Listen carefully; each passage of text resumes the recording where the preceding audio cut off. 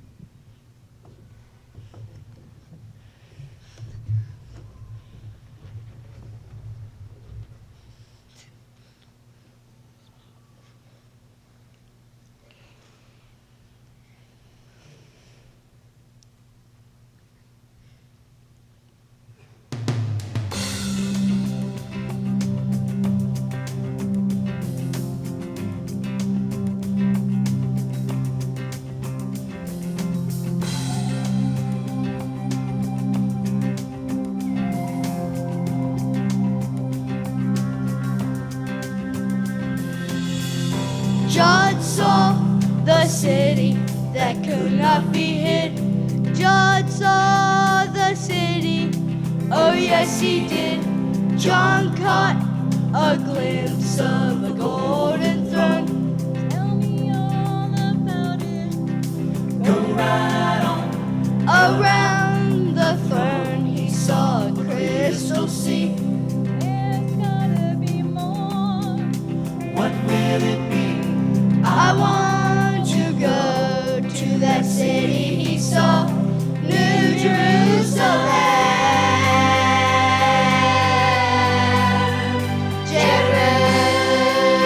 Jerusalem, I want to walk your streets that are golden,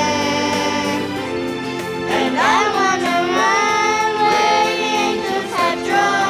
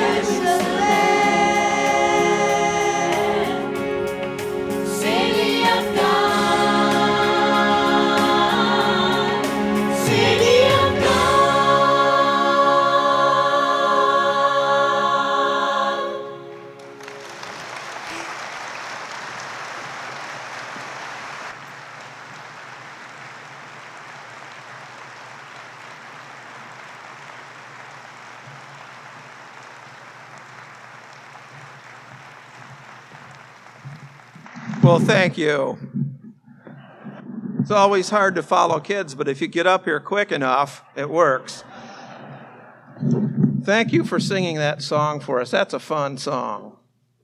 That's home, isn't it? That's where we're headed.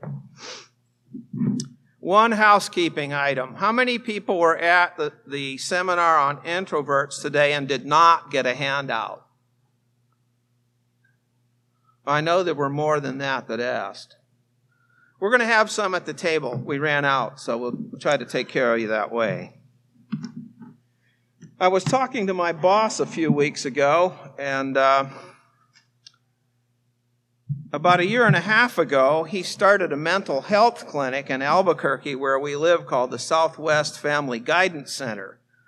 And since then, he has been busily expanding his business across the entire state of New Mexico, providing services for children and families in our scattered communities. And he has a really great idea. When people come into our clinic, if they have serious issues, we can provide them a family therapist, a coach that goes into their home twice a week and helps the parents learn how to parent more effectively. We have a family therapist for the family, and we can provide individual therapists for those in the family that are the most troubled. And we know that because of what the research tells us, the more resources you can focus on a family in crisis, the better the chance you have of helping them recover. So he's just going gangbusters with this program that he's spreading across the state. His business is growing so fast that he just can't keep up with all of it. And he's hired some excellent people to work for him. There are a few exceptions, but most of them are pretty good. And he keeps hiring new people. So working in that clinic is such a dynamic experience. It's really an exciting place to work. You feel like you're part of something good. You're doing some good in the community. And while we were at lunch last Tuesday, I told him that I wanted to continue to work for him because I liked everybody that I was working with, and I was learning so much working there. But I also mentioned that I wanted to continue to develop my own private counseling practice at the same time. Now, currently, my private counseling practice office is right close to his clinic. So I can see clients at his clinic and then hop over to my office and see somebody in my private practice and then hop back and see somebody in his clinic and not even miss a beat. But the drive to both his clinic and my office is so far from my house that the commute is really a drag on me. So I was telling him that I was hoping to move my private practice to the west side of town where I live. And he said, it's really interesting that you should mention that. And then he told me that he was getting ready to open another clinic on the west side of town right near where I lived. And he said, why don't you work at the clinic near the office, the one that's far from my home, one day a week? And that way, you can still see your clients that you have over there as you transition over to the west side, and you can see them in my clinic. Well, you can just drop your office over there. You won't have to pay rent on it anymore. And I said, boy, that would be so helpful if you could do that. I'd be happy to pay you a per session fee for the use of an office. He said, oh, we've got the room. Don't even worry about it. Just do it. And he's so gracious. And he said, that'll save you rent as you transition over to your side of town. And he said, the rest of the time, if you're willing, I would like you to start working at the clinic that's closer to your house. He said, you can see your private clients there also while you build up your practice without charge. He said, I'll even give you one of my offices, and I'll even furnish it for you. And you can just see whoever in that office, your private practice clients or our clinic clients. And that will save you driving time and money on the rent there too. Plus, you can transition your practice to the west side without having to maintain an office at all, let alone in two different places. Now, that is an incredibly generous offer. Just to show you how generous it is, I want to tell you another little story. 2 years ago, the most prestigious counseling clinic in town, which is a Christian counseling center, asked me if I would interview with them. Wow, the most prestigious clinic in town wants me to interview with them. I didn't even know they knew I existed. So I went over there, and once they found out that I had a private practice, they suddenly weren't interested in me any longer. And I asked them why not. And they said, well, we've hired people before, we've trained them, and then these people have taken what they learned from us and they use it to go out and compete with us. So they were afraid that that would hurt their business if I had a private practice. Eventually I'd go off from them and I'd go into competition with them. And, I was thinking about the difference in those two attitudes, my boss's attitude and the people in this clinic. And I think they're under the impression that if somebody opens another clinic, there's not going to be enough people in need of counseling to keep them both busy. They believe there is a scarcity of clients. So I said, well, these people have the scarcity mentality. We've all heard about that, right? We know what that is. And, it's really interesting because this very prestigious Christian clinic has to turn people away by the dozens every week. And it's also interesting to know that most of the time when I receive a phone call from somebody looking for help, they tell me that I was the 10th, 12th, 15th clinician they called before they found one who had any open time. So this clinic's booked solid. They can't see all the people that are coming to them. And so these facts all cause me to believe that they think that there's all this causes me to believe that instead of there being a shortage of clients, there's actually a shortage of clinicians in our town. And there is a surplus of those who need help in Albuquerque where we live. So, to me, it's safe to say that there's something about the mindset of the people running that clinic that causes them to think inaccurately about the situation. And I'm going to talk about the cause of this inaccuracy as we go along, but I want to ask you a question before we get into it. Which of these two approaches, the scarcity mentality or the abundance mentality, do you think is more in line with God's way?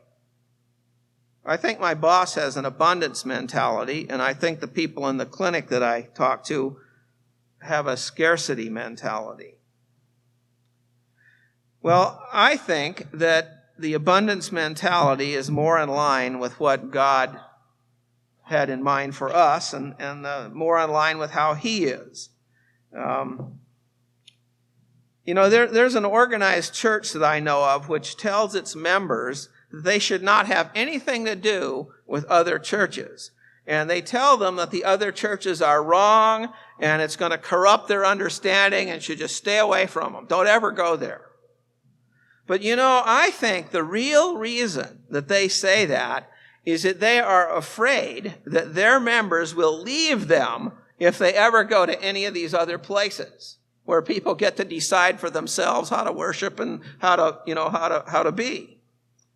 And so why would they be afraid of that? Well, I think they believe that there are a finite number of people that God is calling, and they don't want anybody else stealing theirs. I think that they view other churches as sheep rustlers and aquarium dippers. The scarcity mentality. Well, what does God say about that? Let's go to John 4 and verse 35. Do not say, there are still 4 months and then comes the harvest. Behold, I say to you, lift up your eyes and look at the fields, for they are already white for harvest. A lot of people think that it's really hard to get anybody new to come to church because God isn't really calling very many people. But what God says here is that there are so many people that need to be called, there aren't enough people to interact with all of them. not enough harvesters. Why do you suppose that side of it doesn't seem to be our experience? Well, I believe that it's because we don't have enough of that abundance mentality in a specific area of life. So what's the point of this? Well, the point is that despite what a lot of people think, God is abundant in his calling. He wants to call lots of people. That's what he said. What else can we learn about God that's abundant? Well, one of the things about God that we can learn is that he is a God of loving kindness. He's kind, he's patient. You know, he has abundant patience, doesn't he? That's a good thing for us, isn't it? He's merciful, and he's abundant in mercy. He's forgiving, and he's abundant in forgiveness. He's so forgiving and so merciful, it's hard for us to even take in how merciful and how forgiving he is. He takes care of people, doesn't he? Even the people who don't necessarily believe in him, the people who are unthankful and unappreciative, and even those, he says, who are evil. You know, those mean, punitive, judgmental people. He even takes care of them. He takes care of everybody. He's abundant in his care for others. And as Guy was pointing out to us yesterday, he tells us to do the same, doesn't he? Let's go to Luke 6 and verse 35. Love your enemies, he says. Do good and lend, hoping for nothing in return. You know, when you lend to somebody hoping for nothing in return, you're really not lending it, are you? You're just giving it away to them. And your reward will be great, and you will be the sons of the Most High, for he is kind to the unthankful and the evil. Therefore, be merciful, just as your Father also is merciful. Or maybe we could say, just as he has been merciful to us. So God tells us that if we take care of everybody, if we're abundant in our care for other people, then he's going to take care of us. So that takes care of all the resources problems, doesn't it? You know, I don't have enough time, I don't have enough money, I don't have enough spare clothes to give away, I don't have enough canned goods to put in the food drive that we have here. No, that God just took care of all of that when he tells us that he's going to take care of us as we take care of others. Let's go to 1 Peter 1 and verse 3.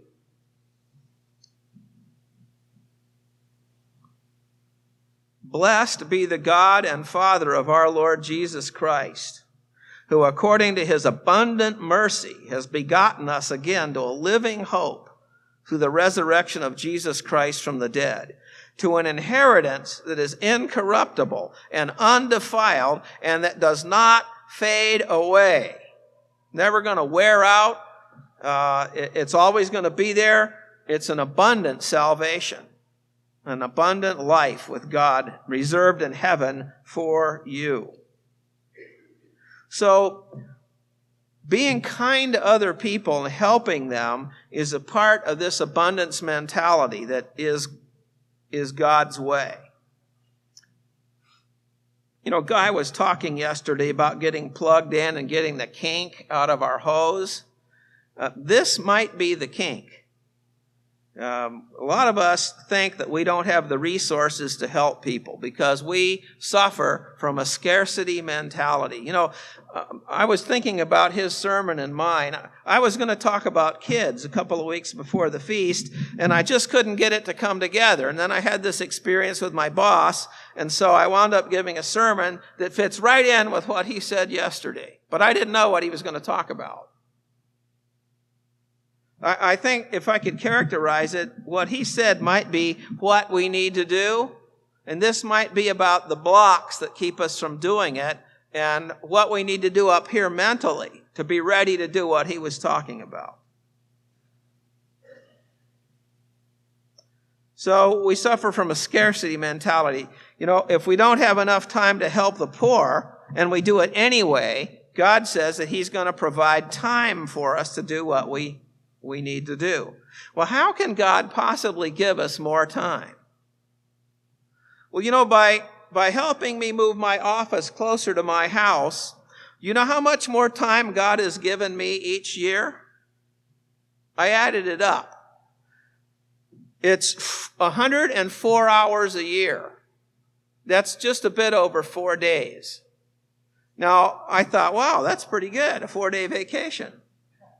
But yesterday I was going over these notes and I realized that I went to Camp Outreach West this summer where we helped the poor, and I was there for 4 days. So I just got all that back. Just got it all back.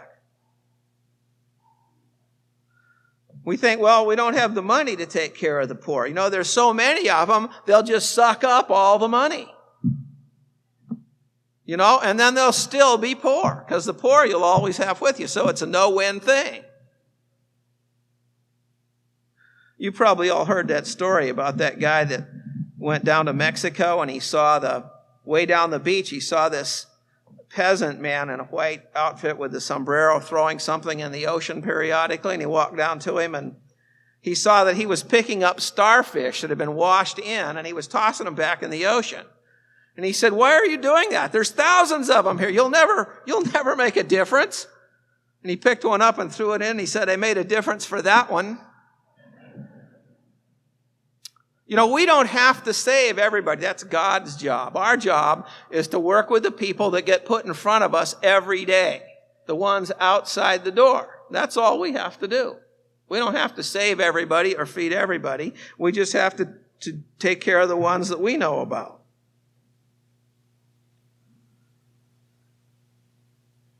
And if we do these kind of things to people who don't appreciate it, that's kind of like a no-win situation too, isn't it?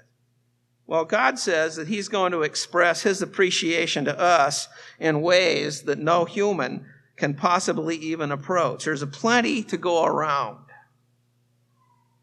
He says that he is going to give us glory. The abundance mentality attracts people. It attracts people. Think about this with me. Which clinic do you suppose I want to work for the most? Which one do you think I'm more likely to be loyal to? Do the one that saw me as competition, or the one that is generously helping me to build my own private counseling practice? It's a no-brainer, isn't it? I want to shift a little bit now and talk about some earthly examples of the abundance mentality. When you give examples in sermons, they should always be relevant examples, right? So I'm going to tell you a very relevant example today. In 1998 and 99, while I was still in training to be a counselor, I realized that I was learning a lot of things that would really help the church and that the church generally did not know about and could certainly profit from, especially in the area of relating to children, teens, and young adults. And I thought, how can I use this knowledge to help the most people in the Church of God? And I came up with a blank. And so I thought of a plan to figure out what to do. I got on Google and I started typing RON space DART. Boom, he popped up. There he was.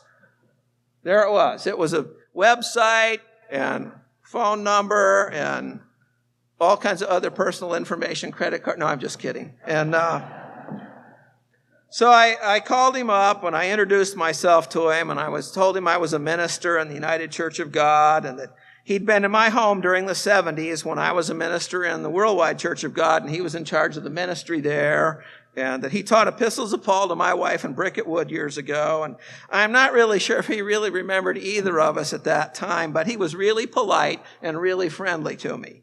And I explained what I was learning and what I wanted to do, and I asked him if he thought it was doable. And he said several things to me that really impacted me. And one of them was about all of you. He said, the church needs what you have to offer. And most of the people in the church know that the church is weak when it comes to children. And if you let it be known that you have information about what can be done, they will support you. And then he said this, and he said this in italics.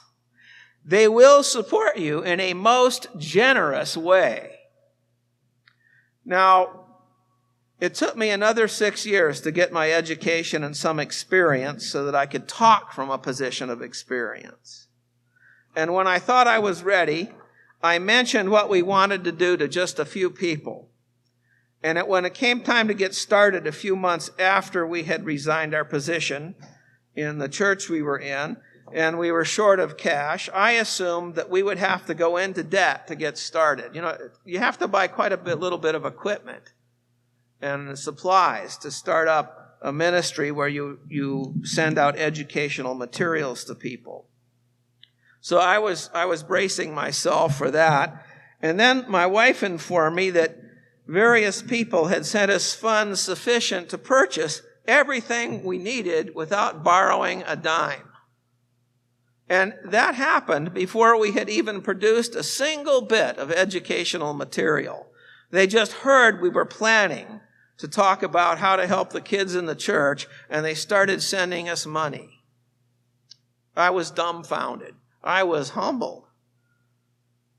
And, we know that God sustains our effort, but we also know that just as Ron told me 6-7 years ago, that you are a generous people who want, just like we do, to see the church grow stronger and more of our children in the long run commit to God, and that you are willing to support efforts in that direction. So you're my first example of the abundance mentality.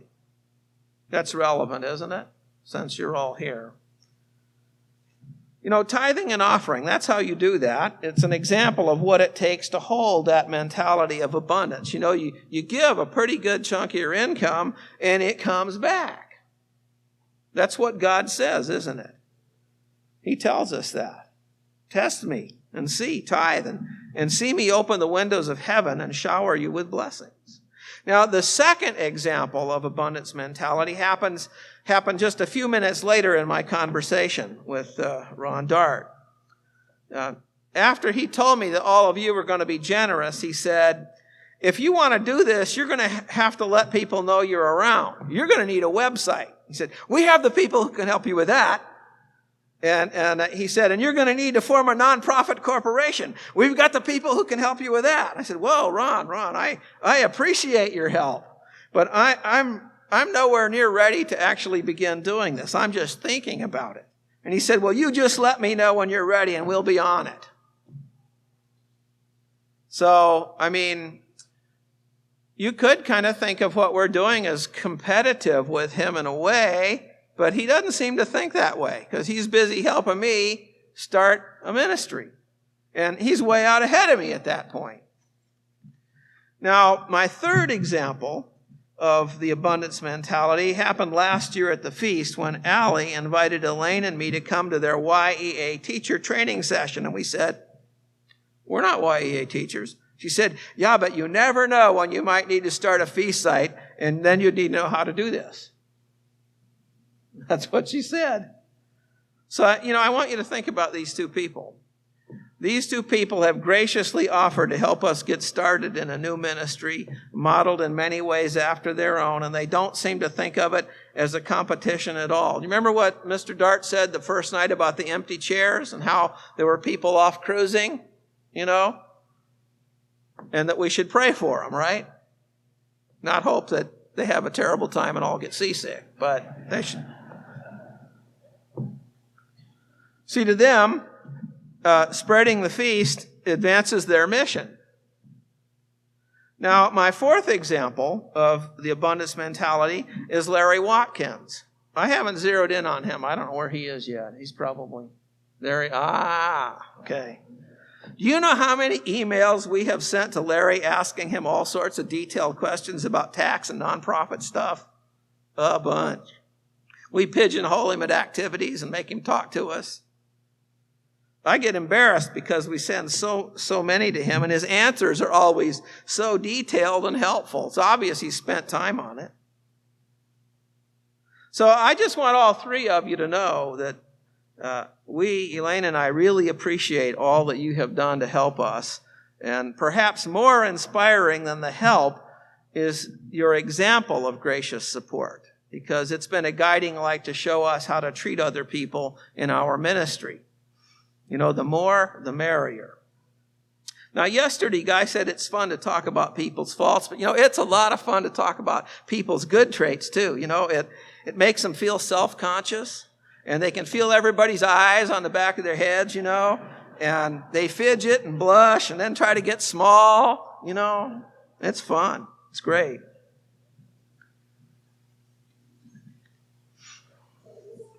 So, okay.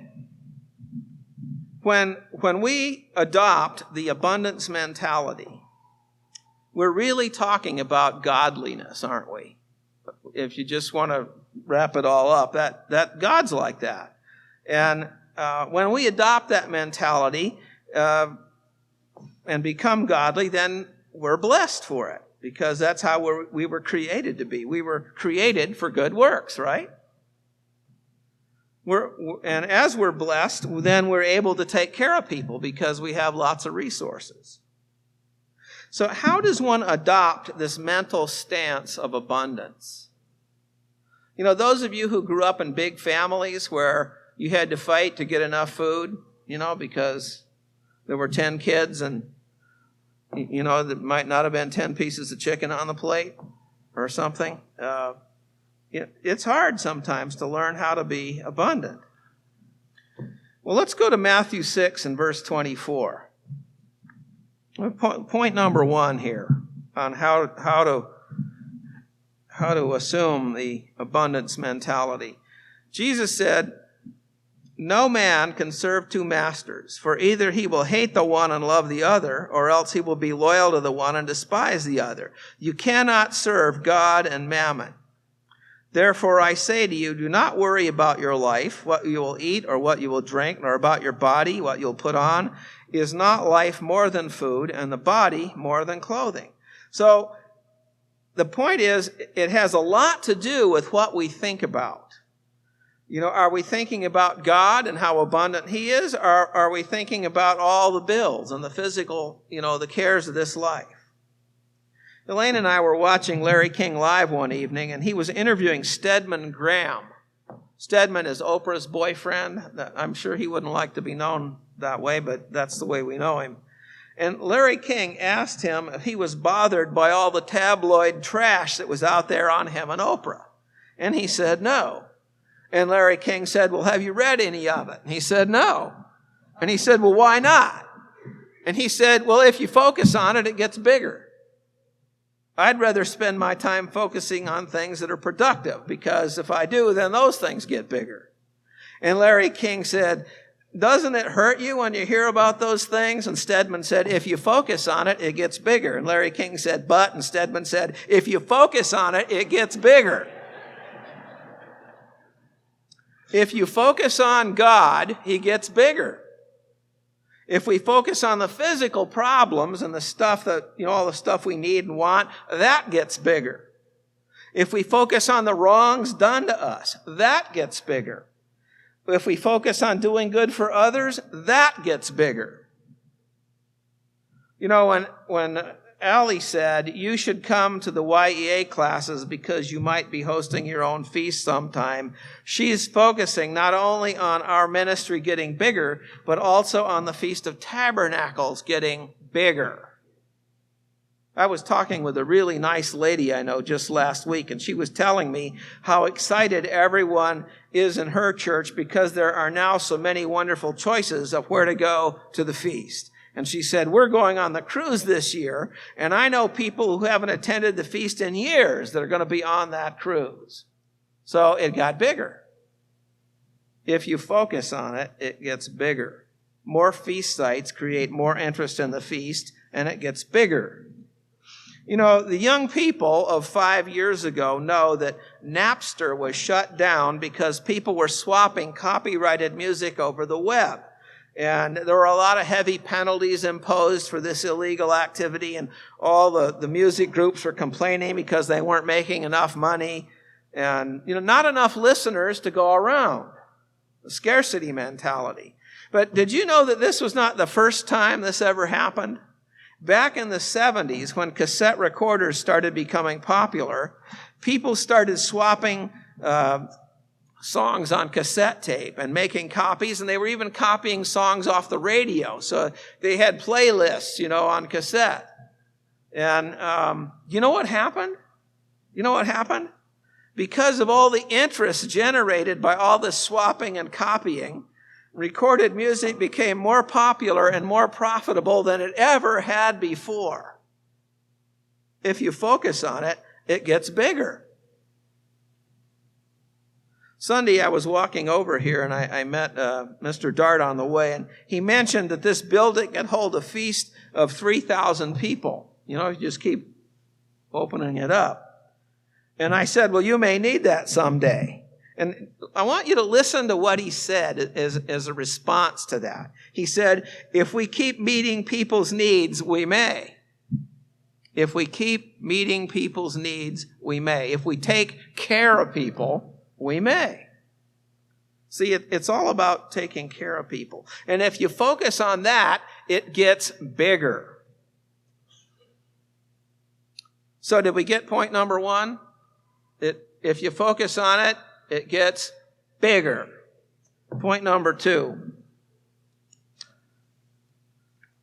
Going back to my boss, I asked him why he was training me and supporting me in becoming an independent therapist. And he said, well, for one thing, there are not enough therapists in this town. And for another, my goal is not only to make money, it's also to enhance the mental health of all the communities in the state of New Mexico. Do you know what that attitude is called? You could say, well, that's the abundance mentality. Yeah, but there's another name for it. It's called godly love. My boss is committed to giving to other people, and he's committed to taking care of people. And as he focuses on it, I've seen that it keeps getting bigger. Now, that other clinic, which is also Christian, isn't committed to that approach. And they have this sense of being in competition, and that sense of competition is getting bigger. It makes them feel like they need to circle the wagons, protect themselves. They're getting more defensive, more insecure. And that's what's getting bigger with them, because they're not committed to focusing on helping other people. They're getting tighter and more anxious and more protective. Whereas my boss seems to be getting more generous by the day as he focuses out on what he can do to help other people. What else? That was point number two. We have to be committed to godly love. It's true that if you focus on it, it gets bigger, but the it is what we have to think about there. What are we going to focus on? Well, we have to focus on taking care of people, on godly love. Let's look at another one. In every example that we have seen today of those who are carrying this scarcity mentality, there is an element of fear in it. Afraid of competition, afraid that we can't produce something useful. People are going to go elsewhere because other people are better at doing it than we are. Afraid that there isn't going to be enough time, enough money. So this scarcity mentality is an attitude that is based on fear, on insecurity. And if we want to experience this amazing blessing, we need to find our security in Jesus Christ, because as humans, we have plenty of legitimate things to be insecure about. But with Him, well, He promises to take care of us, doesn't He? He promises to take care of us. Let's look at one place where He makes that promise. It's in Hebrews 11:6. Without faith, it's impossible to please Him, for he who comes to God must believe that He is, and that he is a rewarder of those who diligently seek him.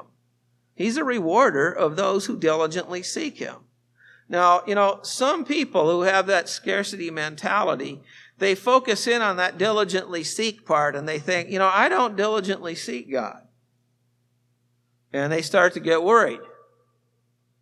Well, here's what I think about that. I think that if God said, I am a rewarder of all who are over 7 feet tall, or if he said, I reward all those who have an IQ of 180, then we would have something to worry about. But he doesn't say that, does he? He doesn't.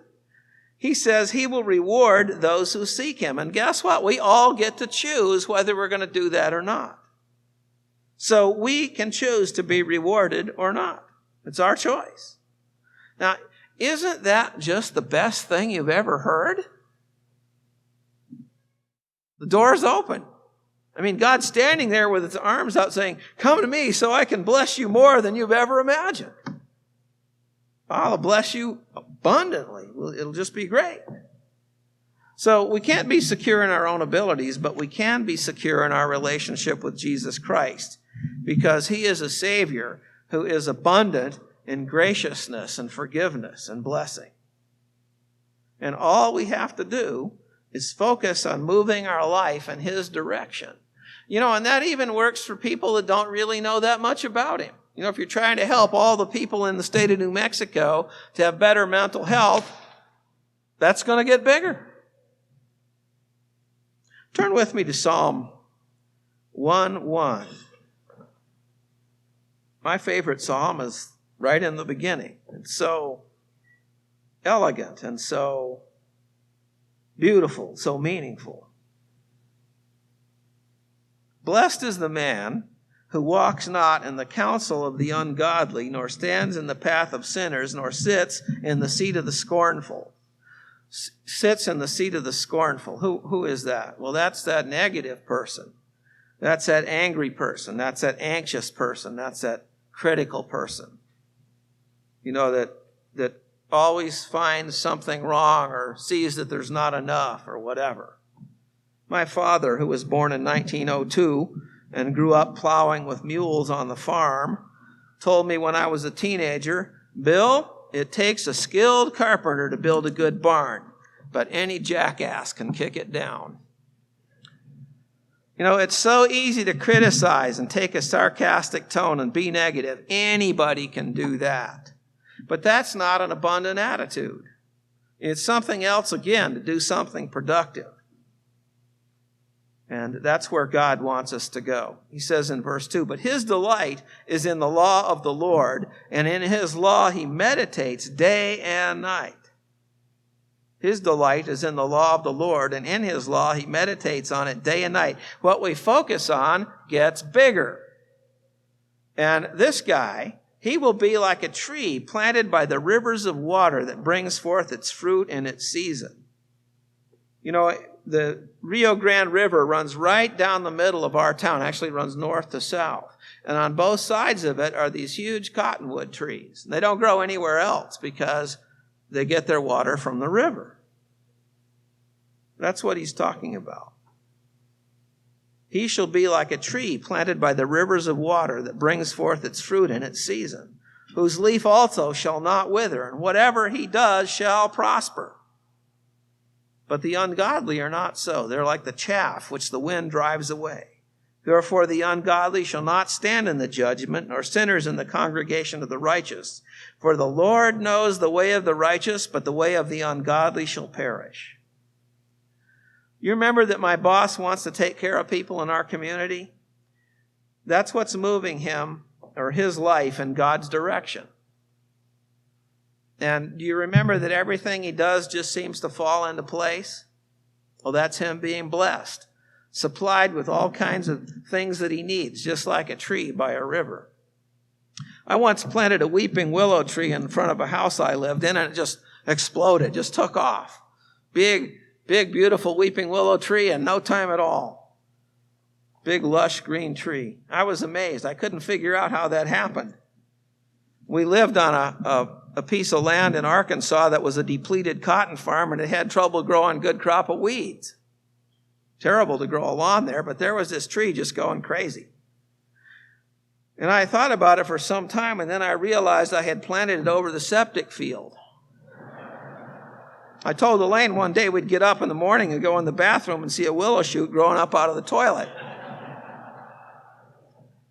But that tree was supplied by an unseen source of water. And the Psalms tell us that that is what happens to us when we move our life in God's direction. We don't have to be perfect. We just have to move it that way. And we can be abundant because we know God will take care of us from His abundance. No need for insecurity, fear, anxiety, or doubt. I have this friend that I call about once a week. His name's Rick. And I call him up and I say, "Hey, Rick, how's it going?" And he says, "It's all good." He always says that.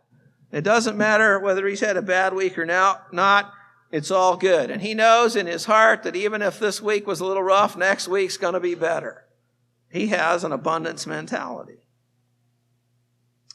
Do you remember why God told Israel to keep the Feast of Tabernacles?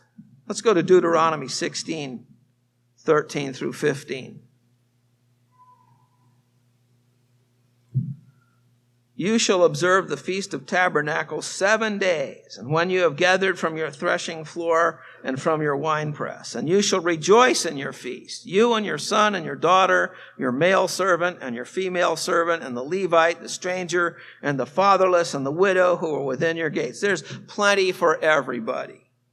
7 days you shall keep a sacred feast to the Lord, you and your God, in the place which the Lord chooses, because the Lord your God will bless you in all your produce and in all the work of your hands, so that you will surely rejoice. The feast was a harvest festival, celebrating the abundance that God provided for them. And so this is a great time to celebrate and to acknowledge the kind of God that we worship today. He's the same as He was back then. He's a God of abundant blessing and graciousness and love for all of us. And it's also a great time for us to focus on becoming that way ourselves. And if we focus on it, it will get bigger.